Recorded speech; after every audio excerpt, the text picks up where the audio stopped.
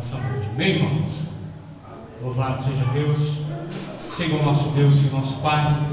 Pai bendito, amado, Pai querido, eu sei, Senhor, que Tu já tem uma palavra, Pai, do Teu coração ao coração do Teu servo, Senhor, para o nosso coração, Pai. Aqui está o Teu Filho, aqui está, Senhor, o Teu ungido.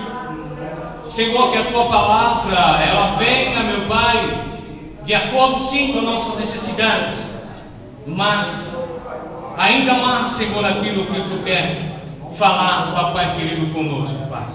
Aqui está o Teu servo, o Teu Filho, que é, Senhor, o Teu instrumento. Usa-o, Senhor, da forma, da maneira que Tu queira, Senhor, falar conosco nessa noite, em nome de Jesus. Amém, irmãos? Glória a Deus. Glória a Deus. Paz, Senhor, irmãos. Amém. Mais uma vez, abra a tua Bíblia na carta que Paulo escreve aos Tessalonicenses, primeira carta, depois de Colossenses, em Tessalonicenses, primeira de Tessalonicenses, capítulo 3. Glória a Deus.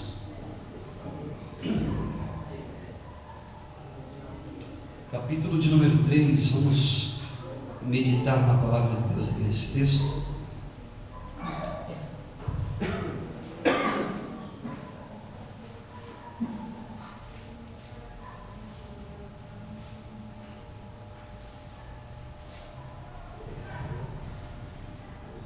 Capítulo 3, vamos ler o versículo de número 1, diz assim, se você puder acompanhar, acompanhe comigo a leitura, diz assim, versículo 1, por isso, quando não podemos mais suportar, achamos por bem permanecer sozinhos em Atenas, e assim enviamos a Timóteo, nosso irmão e cooperador de Deus, no Evangelho de Cristo, para fortalecê-los e dar-lhes ânimo na fé, para que ninguém seja abalado por estas tristezas ou tribulações. Vocês sabem muito bem que fomos chamados para isso. Quando estávamos com vocês, já lhes dizíamos que seríamos perseguidos, o que realmente aconteceu, como vocês bem sabem. Até aqui é suficiente, pode sentar, irmãos.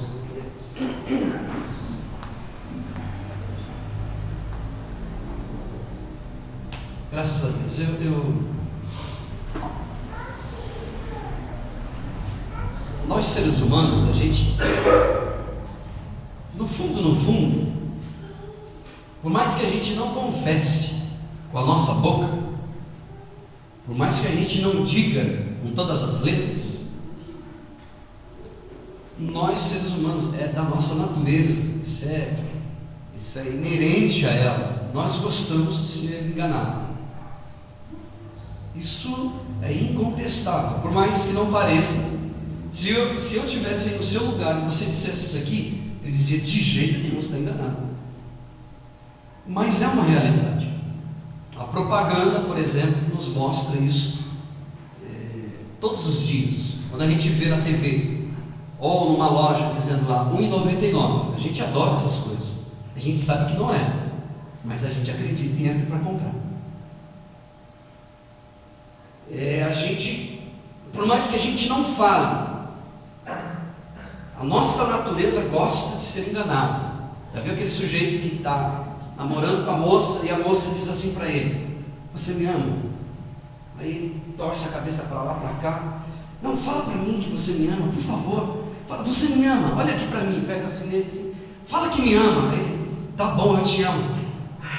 Isso alivia ela. Ela vai embora, ou o marido diz, ou a mulher diz para o marido, você me ama ainda? Depois de 12, 13, 15, 20 anos, você me ama? Olha para mim, fala se você me ama. Ele desconversa para lá. Enquanto ele não disser para ela, eu te amo, tá bom, eu te amo. Se ele disser para ela, eu te amo, pronto, ela vai dormir tranquila. Vai dormir tranquilo, sossegado.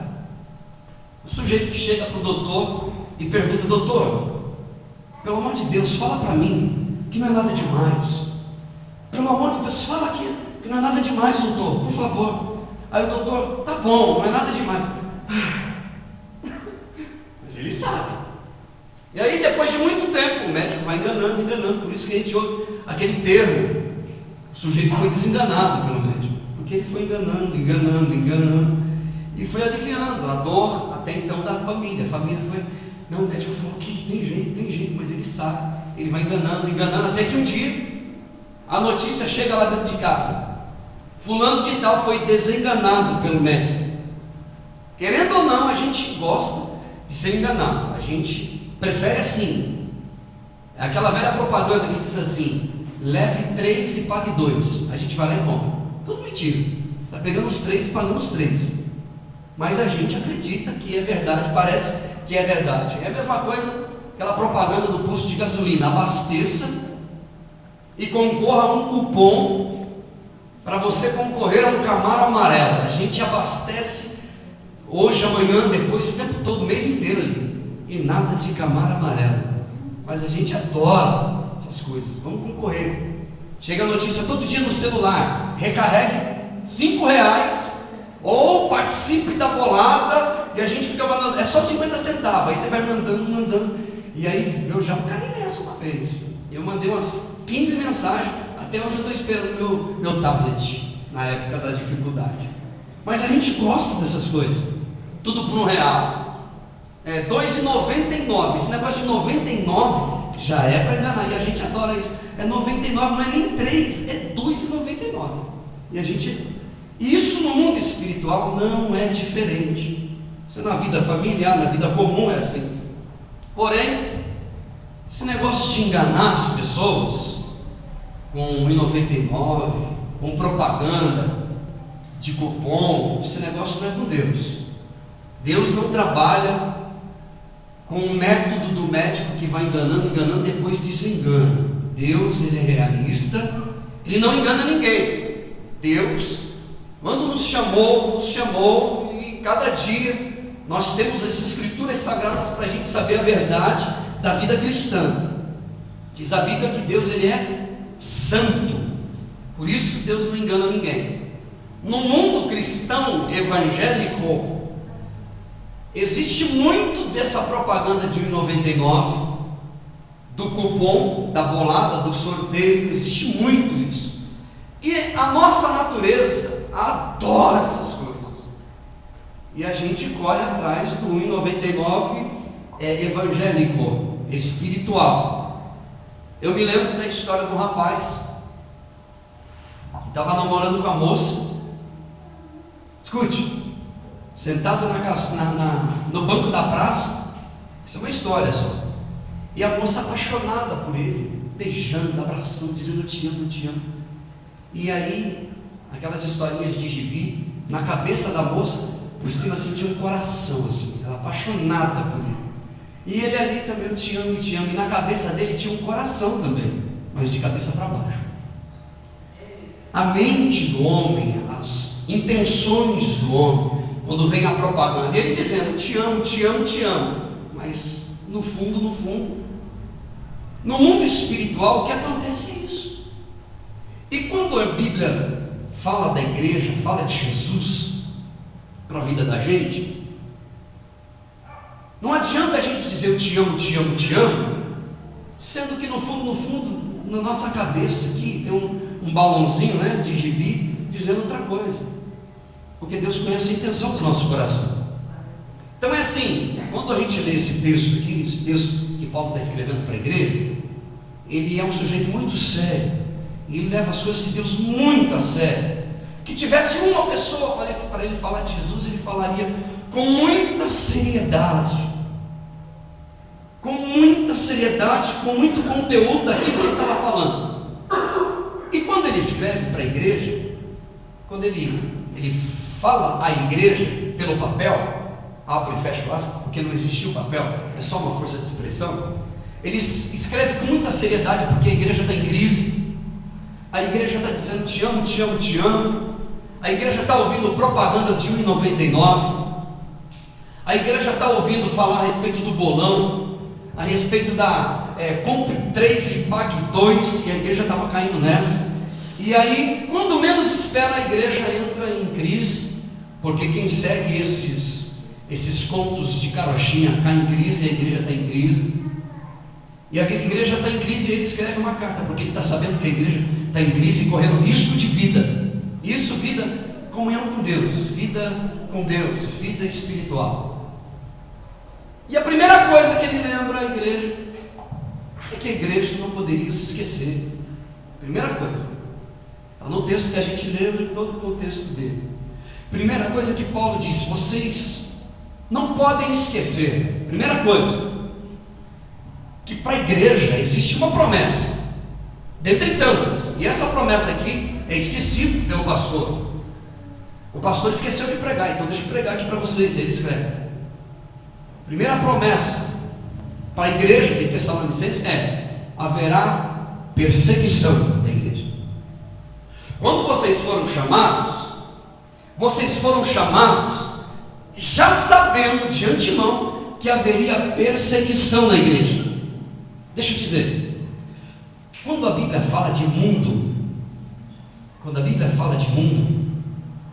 ela está falando pelo menos em dois sentidos. Mundo está falando de pessoas, e isso se entende em João 3,16, que fala: porque Deus amou o mundo de tal maneira que enviou o seu Filho. A Bíblia está falando de mundo, está falando de pessoas. Deus enviou o seu Filho. Deus amou as pessoas de tal maneira que enviou o seu Filho.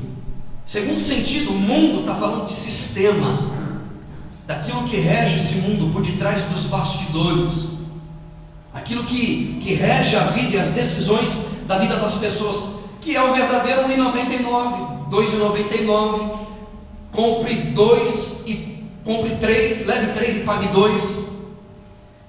Mundo na Bíblia está falando daquilo que está por detrás daquilo que a gente está vendo. Nós olhamos e vemos a propaganda, não aquilo que está por detrás da propaganda.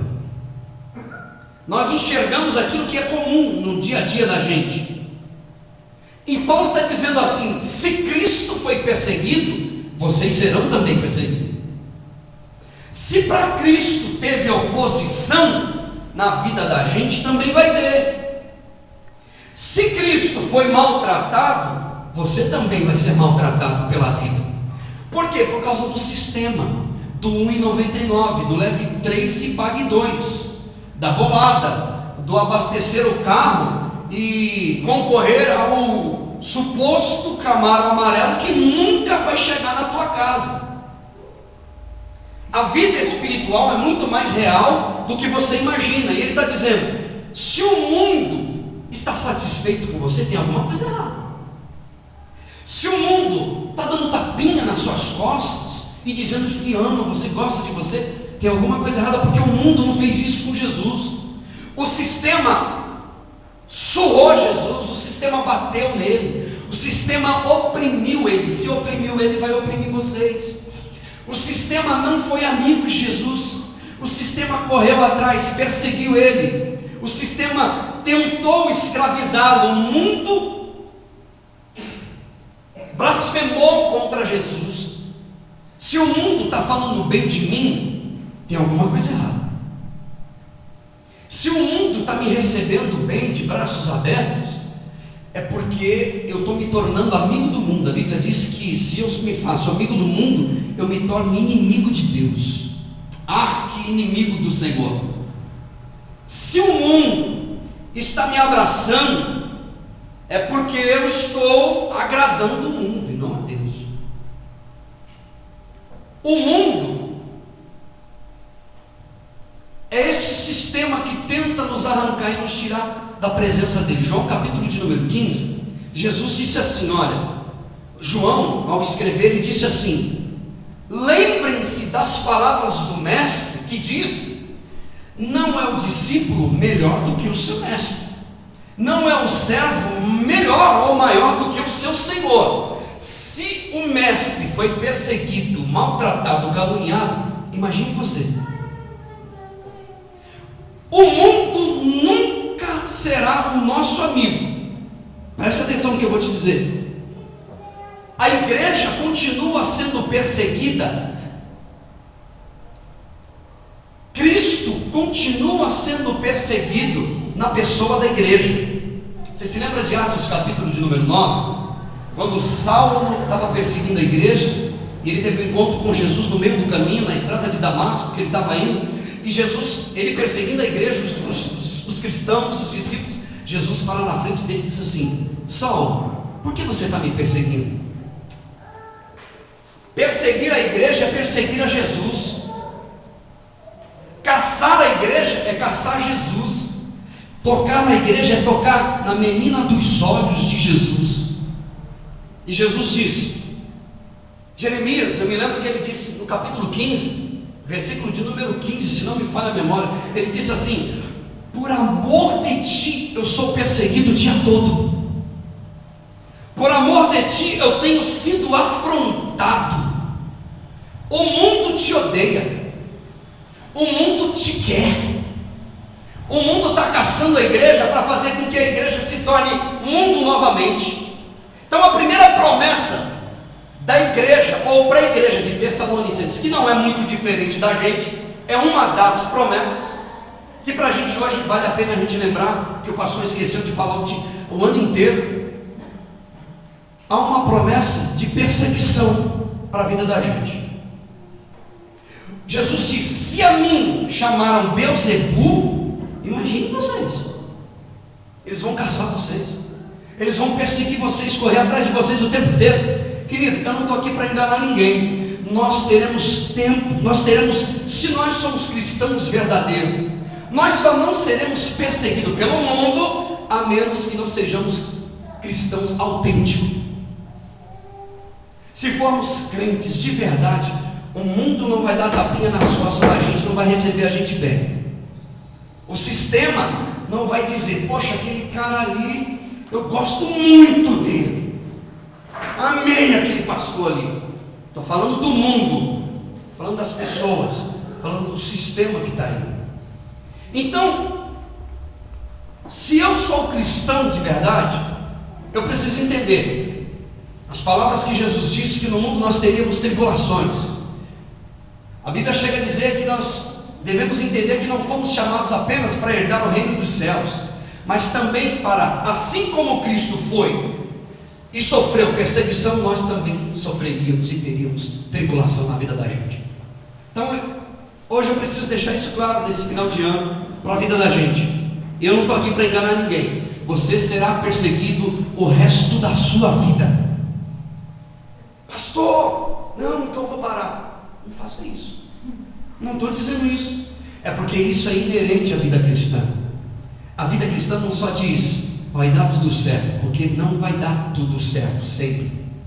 Quando a gente diz vai dar certo, é pela fé, vai dar certo. Mas eu estou dizendo num contexto mais amplo, que a vida cristã tem perseguição, tem luta e tem adversidade, mas tem um Deus que está do nosso lado andando com a gente. A gente não pode abrir mão e deixar de ter consciência de que teremos tribulações, teremos aflições também. Segundo lugar, Paulo está dizendo para a igreja o seguinte: se você quiser ser um cristão autêntico, não seja murista. Ele diz aqui no texto, no capítulo de número 3, se você puder acompanhar comigo no versículo. Primeiro eu disse a respeito da igreja ser perseguida, e está no versículo de número 3, na parte B. Capítulo 3, versículo 3, na parte B, ele diz assim: olha,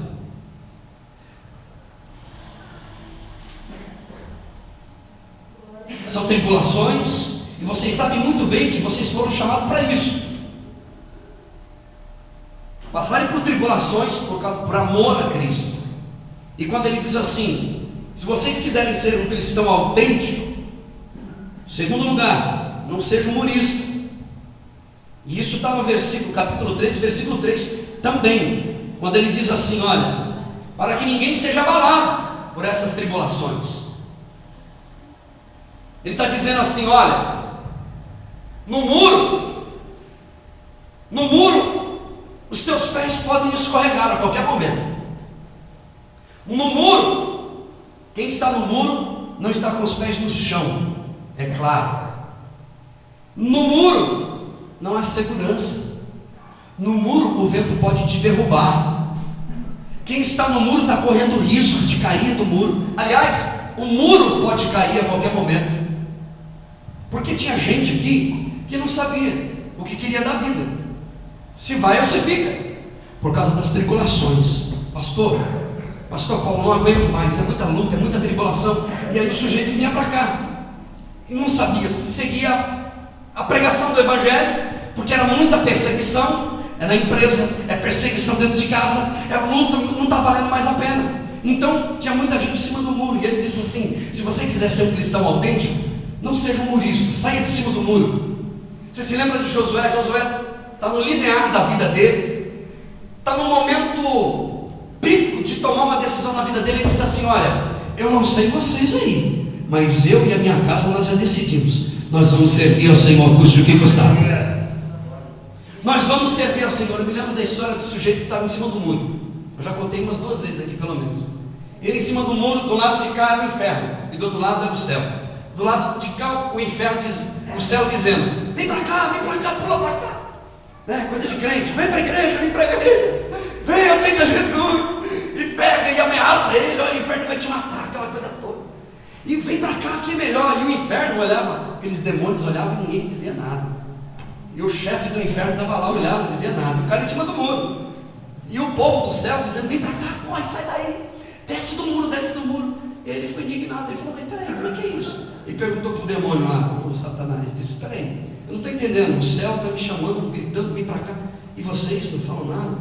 Aí o diabo disse para ele: sabe o que é? Porque o muro é meu, já está do meu lado já, o muro me pertence.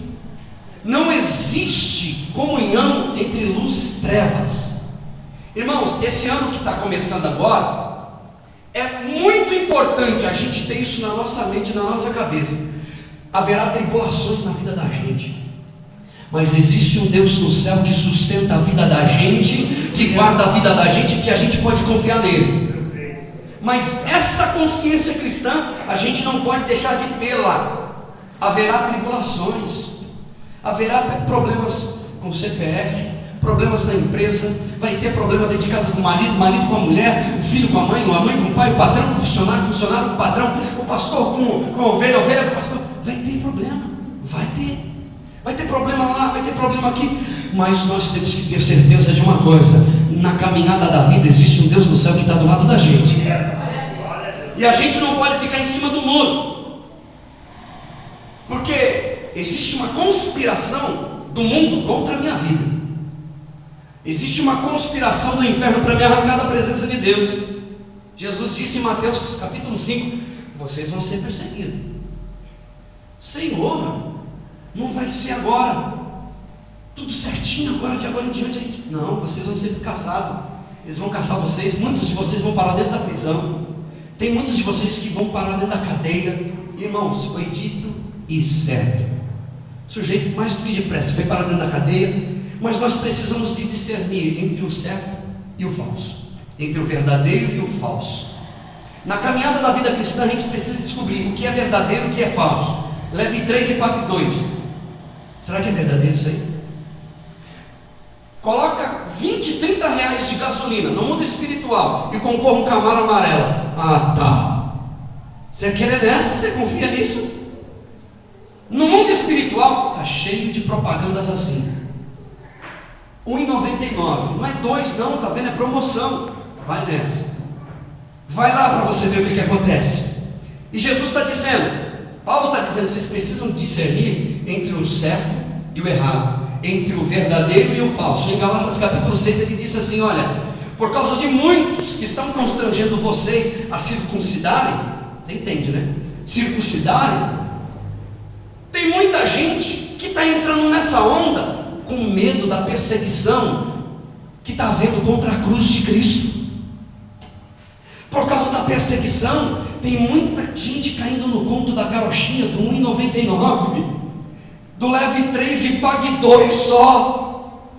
E aí, veja bem, Jesus disse em Lucas capítulo 18 que todo aquele, foi lido aqui, eu acho que foi Lucas 18, o Antônio leu, que todo aquele que largasse pai, mãe, filho,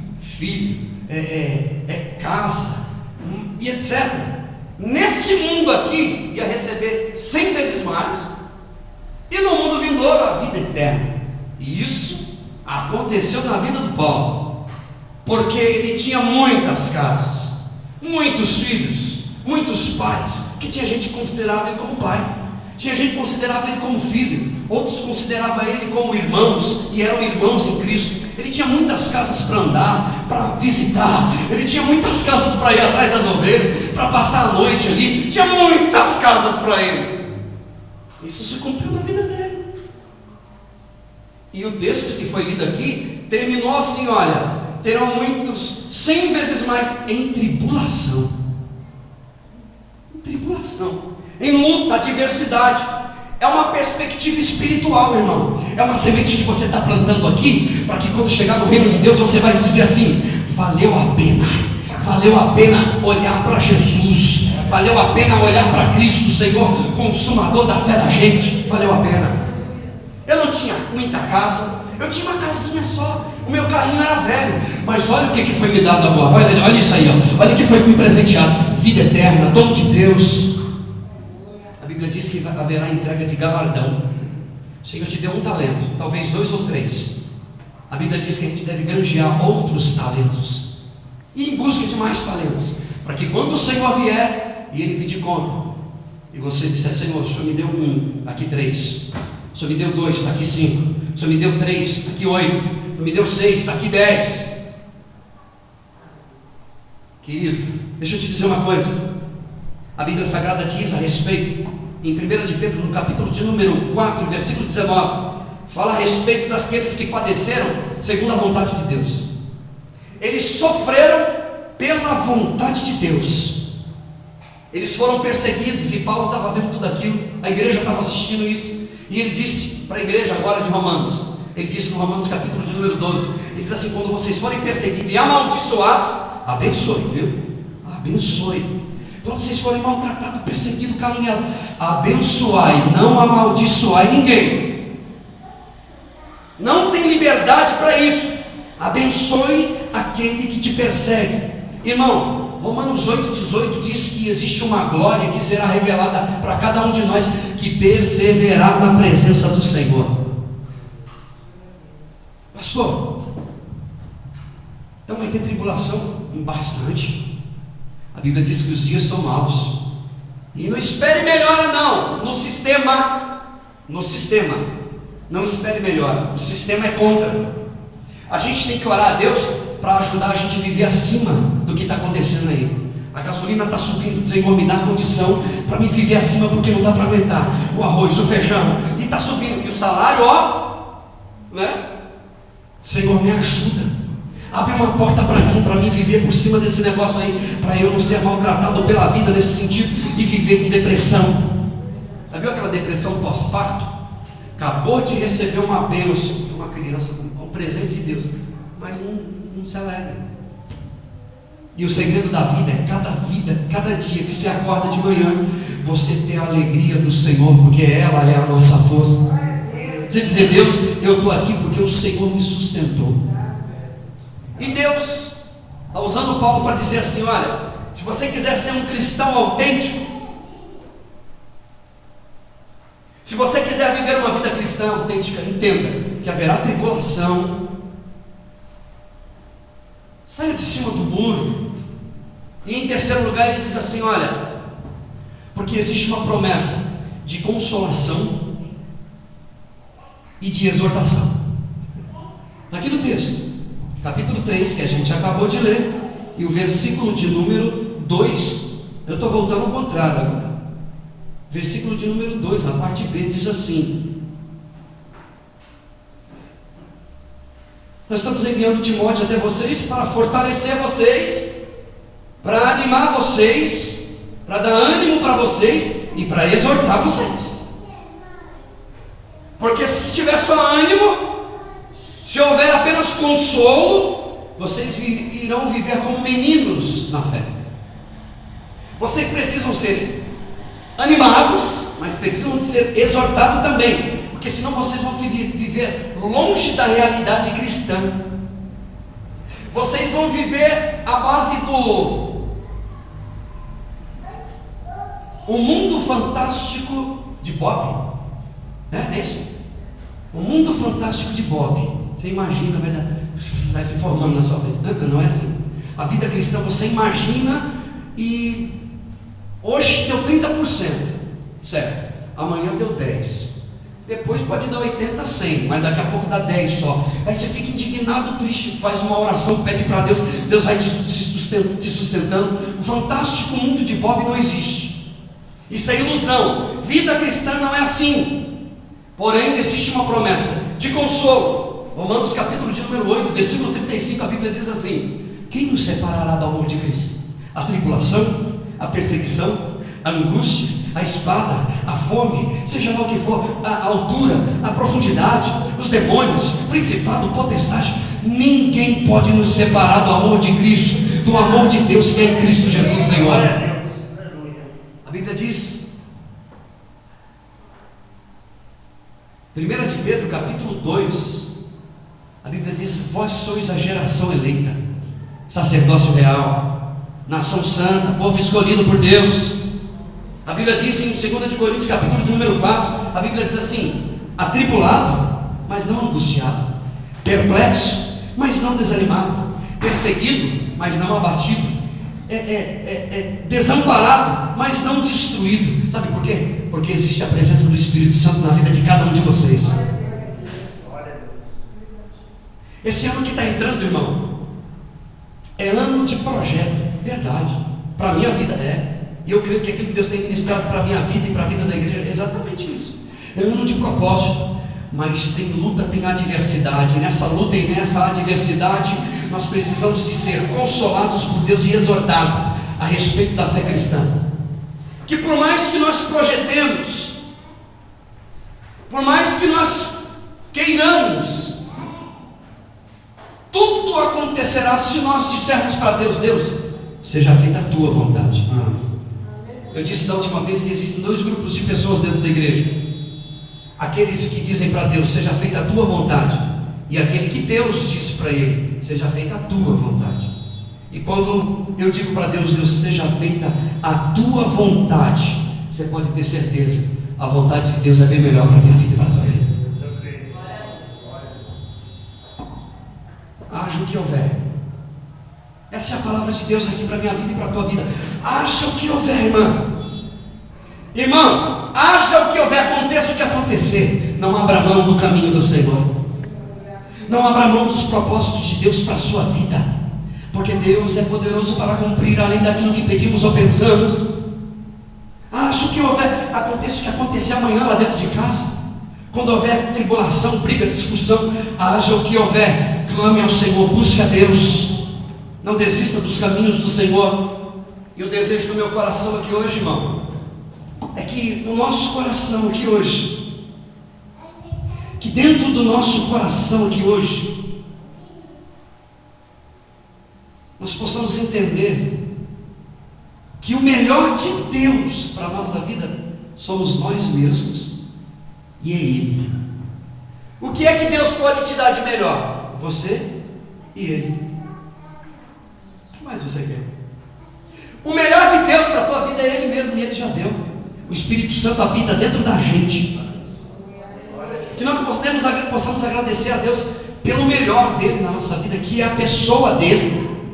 Porque você é o melhor de Deus, e Deus te deu o melhor que Ele tinha, Jesus. Deus nos deu o melhor dele. Que a nossa oração, que o nosso pedido para Deus, o nosso clamor a Deus, com sabedoria e entendimento, seja o mesmo clamor de Ló.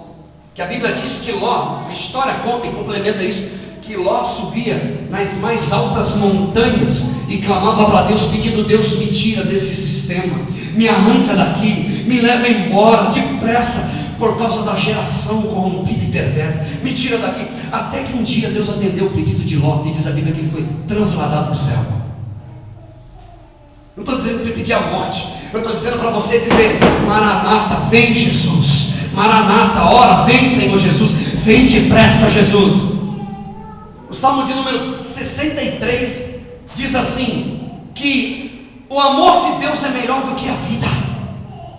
A presença de Deus na vida da gente é melhor do que a própria vida da gente. O O que mais nós precisamos de Deus é Ele dentro da gente. Eu não preciso de nada para me alegrar. Eu preciso da presença do Espírito Santo na minha vida. Eu preciso de que Deus tome meu coração e mude a minha vida. E que o meu cântico todo dia seja Maranata, Maranata, Maranata, Senhor. Vem depressa, vem, Senhor. E que a gente possa assumir a cruz de Cristo no nosso coração. E dizer: Deus, Maranata, vem. E subir nas mais altas montanhas da vida espiritual, no nível mais alto possível, e dizer: Senhor, me tira daqui. Vem buscar a tua igreja, vem, Jesus. Porque a cada dia que passa a igreja está acreditando no 1,99.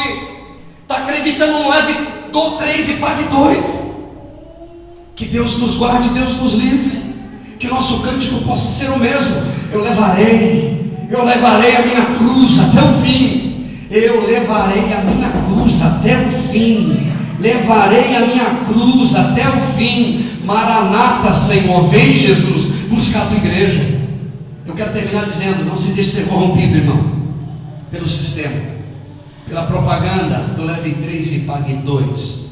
Acredite no poder do Evangelho, porque o poder do Evangelho é o poder que dá alegria, que traz satisfação de vida, sem te dar um centavo, sem te dar camada amarela, sem ficar prometendo para você riquezas e bens. Ele te faz feliz, porque a maior riqueza que nós podemos ter é a pessoa do Senhor dentro de nós.